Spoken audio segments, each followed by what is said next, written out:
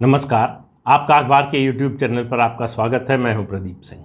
एक कहावत है सिखों के बारे में, एक सिख गांव दिक। दिक मतलब परेशान, तकलीफ में, दिक्कत में। तो ये कहावतें जो बनती हैं, कोई यूं ही किसी को किस प्रशंसा या किसी की आलोचना के लिए नहीं बनती हैं।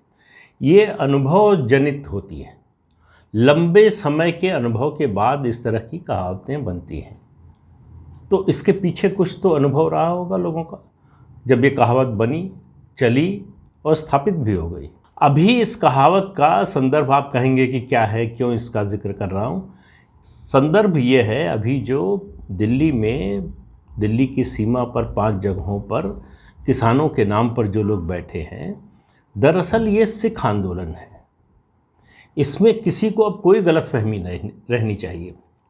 दशहरे के दिन जिस तरह से उस दलित सिख की हत्या की गई, निहंगों ने की, 3 ने सरेंडर किया है और कह रहे हैं कि बाकी सरेंडर नहीं करेंगे। बाकी को सरेंडर करने को कहा तो उनको भी छुड़ा ले जाएंगे जिनको 3 को बंद किया है। ये विद्रोह, बगावत अगर नहीं है तो फिर क्या है? शुरू से, जब से ये आंदोलन शुरू हुआ है, ये बात बार बार सामने आती रही है। पहले ये अंदाज़ा था कि इस आंदोलन के बहाने जो खालिस्तानी तत्व हैं वो इसका फ़ायदा उठाना चाहते हैं, वो इसमें मदद करके अपना जो है उल्लू सीधा करना चाहते हैं। लेकिन अब ये समझ में आ रहा है कि आंदोलन शुद्ध रूप से उन्हीं का है और इसकी परतें लगातार खुलती जा रही हैं। किसी को इसमें कोई शक नहीं होना चाहिए। दशहरे के दिन जो कुछ हुआ है, जिस तरह से हुआ है, वो तो शर्मनाक, विभत्स है ही। लेकिन उसके बाद जो हुआ है, मैं उसकी बात आज कर रहा हूँ। उसके बाद जिस तरह का सन्नाटा है, ये सन्नाटा बहुत बड़े खतरे का संकेत है। आप देखिए कि 10 तारीख को ये घटना हुई है और 16 अक्टूबर को, 10 अक्टूबर के बाद 16 अक्टूबर, 6 दिन बाद कांग्रेस की वर्किंग कमेटी की, एक्सटेंडेड वर्किंग कमेटी की बैठक हुई। 55 लोगों ने हिस्सा लिया। न तो बैठक के बाद, न बैठक के दौरान ऐसी कोई खबर आई कि बैठक के बाद जो प्रेस ब्रीफिंग हुई उसमें कहा गया हो, किसी ने इस घटना का जिक्र तक किया हो। दिल्ली में, राजधानी में ही हो रहा है, राजधानी में ही बैठक हुई है। ऐसा नहीं कि बहुत सुदूर इलाके में ये घटना हुई और उसका जिक्र नहीं किया गया। अगर कांग्रेस वर्किंग कमेटी ये नहीं समझती कि ये घटना जिक्र लायक भी है, निंदा, आलोचना तो छोड़िए, विरोध तो छोड़िए, तो सचमुच आपको समझ में आना चाहिए कि कुछ बहुत बड़ा गड़बड़ हो रहा है। किसी विपक्षी दल ने इसकी आलोचना नहीं की है। पुलिस कार्रवाई के लिए कोई दबाव नहीं डाल रहा है। उस परिवार की मदद के लिए कोई सामने नहीं आ रहा है। कोई मुख्यमंत्री 50 लाख का चेक लेकर नहीं जा रहा है वहाँ। पंजाब में हुआ ये कि कोई ग्रंथी, कोई पुजारी उसके अंतिम संस्कार के लिए नहीं गया। नतीजा ये हुआ कि डर के मारे गांव का कोई व्यक्ति जो है उसके अंतिम संस्कार में शामिल नहीं हुआ। धर्म की रक्षा करना अच्छी बात है। धर्म के लिए आप कुर्बानी देने को तैयार हों, ये भी अच्छी बात है। लेकिन आपको ये भी तो सोचना होगा कि आपके धर्म के साथ क्या हो रहा है। जो एक व्यक्ति की हत्या आप कर देते हैं, सिर्फ इस आरोप में, कहीं से साबित नहीं हुआ कि उसने गुरु ग्रंथ साहब की कोई बेअदबी की हो, कोई अपमान करने का काम किया हो। ये बात अभी तक साबित नहीं हुई है। ये केवल कुछ निहंगों के बयान पर आधारित आरोप है। इसके बावजूद जिस तरह का सन्नाटा है, जिस तरह का व्यवहार पंजाब की पार्टियां कर रही हैं, जिस तरह का व्यवहार सिख संगठन कर रहे हैं, एसजीपीसी को इसमें सामने आना चाहिए था। ये बोलना चाहिए था कि अगर उसने ऐसा कुछ किया है तब भी किसी को उसकी जान लेने का अधिकार नहीं है। और अभी तो ये साबित ही नहीं हुआ कि ऐसा उसने कोई अपराध किया है कि नहीं किया है। ये निहंगों को किसने अधिकार दे दिया? ये मैंने बात अपने पिछले वीडियो में भी उठाई थी। और ये जो निहंगों का रवैया है, ये स्टेट को चैलेंज करने का जो रवैया है, वो बहुत खतरनाक संकेत है। और जो लोग तटस्थ हैं उनका अपराध भी समय लिखेगा। तो उनको इस गलतफहमी में नहीं रहना चाहिए कि इससे नुकसान जो है किसी एक व्यक्ति का, किसी एक संस्था का होने वाला है। इससे नुकसान देश का होने वाला है। और मैं सिखों की बात कर रहा हूँ, अपने धर्म की रक्षा के लिए अगर आप इतने सजग हैं, इतने चिंतित हैं, तो ज़रा सोचिए अफ़गानिस्तान से आपका सफाया क्यों हो गया। आप तो अपने को मार्शल रेस कहते हैं, क्या हुआ अफ़गानिस्तान में। और छोड़ दीजिए अफ़गानिस्तान की बात, छोड़ दीजिए पाकिस्तान की बात, छोड़ दीजिए बांग्लादेश की बात कि वहाँ क्या हुआ आपके साथ।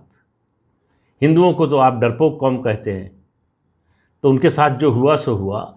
आपके साथ क्या हुआ, ये सोचने की बात है कि पंजाब में हो क्या रहा है।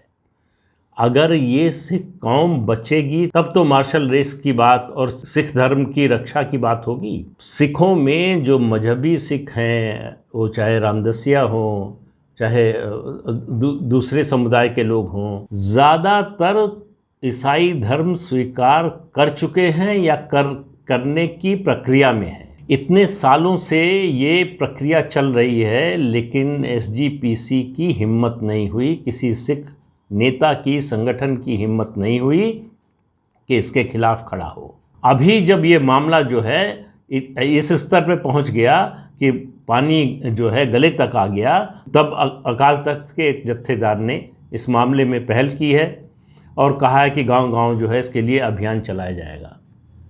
अगर आज पंजाब में जितने क्रिप्टो क्रिश्चियन बने हैं सिख, ख़ास तौर से उसमें 90% से ज़्यादा जो है वो दलित सिख हैं, अगर उनकी गिनती क्रिश्चियन के रूप में कर दी जाए तो पंजाब में सिख समुदाय अल्पसंख्यक बन सकता है। ये खतरा है सिख धर्म के सामने, ये खतरा है सिख समुदाय के सामने।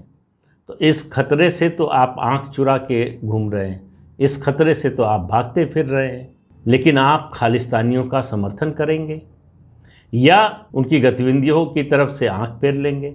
अब तो इस बात का भी शक पैदा हो रहा है कि ये जो घटना हुई है 10 अक्टूबर की, कहीं ये जो पंजाब में पहले से चला आ रहा है ये बेअदबी का मामला, जिसको लगातार सिद्धू उठा रहे हैं, कहीं उस मुद्दे को जीवित रखने के लिए तो नहीं किया गया है। ये बड़े षड्यंत्र का भी हिस्सा हो सकता है। आप ये मानकर चलिए कि ये सामान्य बात तो बिल्कुल नहीं है, एक सामान्य घटना नहीं है कि कोई एक आदमी था, उसने जो है बेअदबी की, वहाँ गुरु ग्रंथ साहब का गुटखा उठा लिया या वहाँ से कोई रुमाल उठा लिया, कोई और चीज़ उठा ली और उसको देखा, उसके बाद उसके साथ ये बर्ताव किया। अगर उसने किया भी था तब भी ये बर्ताव उसके साथ नहीं होना चाहिए था, उसको पुलिस के हवाले करना चाहिए था। लेकिन इस मुद्दे पर जो लोग चुप हैं, आप देखिए सिख समुदाय के लोगों को जो अपने कौम की चिंता करते हैं, अपने मजहब की चिंता करते हैं, उनको ये सोचना होगा कि आखिर ऐसा क्यों है कि कैप्टन अमरिंदर सिंह जैसा राष्ट्रवादी अपमानित किया जाता है और सिद्धू जैसा पाक परस्त जो है उसको सम्मानित किया जाता है, उसको पद दिया जाता है। और केवल मैं कांग्रेस की बात नहीं कर रहा हूँ, अक्रॉस द पार्टी लाइन बात कर रहा हूँ कि क्यों ऐसा हो रहा है, क्यों ऐसे लोगों को लगातार पीछे धकेला जा रहा है। और जो लोग इस पूरे कौम को बदनाम करने वाले हैं, उनमें सबसे ऊपर हैं जो खालिस्तान की बात करते हैं, जो खालिस्तान का समर्थन करते हैं, जो खालिस्तान का आंदोलन चलाना चाहते हैं। क्यों सिख समुदाय से उनको समर्थन मिलता है या उससे भी आगे, क्यों उनका खुलकर विरोध नहीं होता है, क्यों आज भी भिंडरा वाले कुछ लोगों के लिए संत है। क्या भिंडरा वाले सिख समुदाय का प्रतिनिधित्व करता है? क्या गुरुओं की जो सीख थी उसके मुताबिक जो है भिंडरा वाले की इक्की छवि है, उसका काम है? देश के बंटवारे के समय बहुत से लोग उजड़ कर आए, बड़ी संख्या में सिख आए पश्चिमी पंजाब से जो पाकिस्तान में है, उनको देश में अलग अलग जगहों पर बसाया गया। उसी में ये जो तराई का इलाका है उत्तर प्रदेश का, जो उत्तराखंड और उत्तर प्रदेश दोनों में आ जाता है, वहाँ बसाया गया, उनको ज़मीन दी गई। लेकिन अगर ये जांच कराई जाए कितनी हत्याएं हुई हैं, कितने बड़े पैमाने पर हिंसा की गई है, कितने बड़े पैमाने पर गैर कानूनी काम किया गया है। अगर आपको अपने धर्म की चिंता है तो इनको रोकिए, अगर आपको अपने मजहब की चिंता है तो नशे के व्यापार को रोकिए। पूरी की पूरी पीढ़ी, उसमें केवल पंजाब में सिख ही नहीं है, गैर सिख भी हैं, लेकिन अगर सिखों को इतना गर्व है अपने मजहब पर और उसकी रक्षा करनी है, तो ये नशे का जो धंधा है, नशे का धंधा करने वाले हैं, उनको जन समर्थन या सिखों का समर्थन कैसे मिलता है? जो स्थिति बन रही है, जिस तरह से धर्म परिवर्तन हो रहा है पंजाब में, वो समय दूर नहीं है जब सिख के नाम पर केवल जट सिख बचेंगे और उनकी जो अगली पीढ़ी है उसमें आधे से ज़्यादा ड्रग का शिकार होगी, नशे का शिकार होगी, जो आगे कुछ नहीं कर पाएगी। समस्याएं, चुनौतियां ये हैं सिख समाज के सामने। ये जो दिल्ली की सीमा पर हो रहा है ये नहीं है, ये जो किसान आंदोलन के नाम पर हो रहा है ये नहीं है। अगर आपको अपना हित समझ में नहीं आ रहा है तो आपका प्रारब्ध जो है वो आपके सामने दिखाई दे रहा है कि आपका बहुत लंबा भविष्य नहीं है। अगर अपने भविष्य को संवारना है, बनाना है, बना कर रखना है, तो ये सोचना होगा कि इन चुनौतियों से कैसे निपटें, कैसे नशे के व्यापार को रोकें। इस देश ने सिख समुदाय के व्यक्ति को देश का गृह मंत्री बनाया, देश का राष्ट्रपति बनाया, देश का प्रधानमंत्री बनाया। कितनी आबादी है आप? इसके बावजूद ये खालिस्तान की मांग क्यों? इसके बावजूद खालिस्तानियों का समर्थन क्यों? क्यों खालिस्तानी तत्वों के खिलाफ बोलने में तकलीफ होती है, डर लगता है आपको?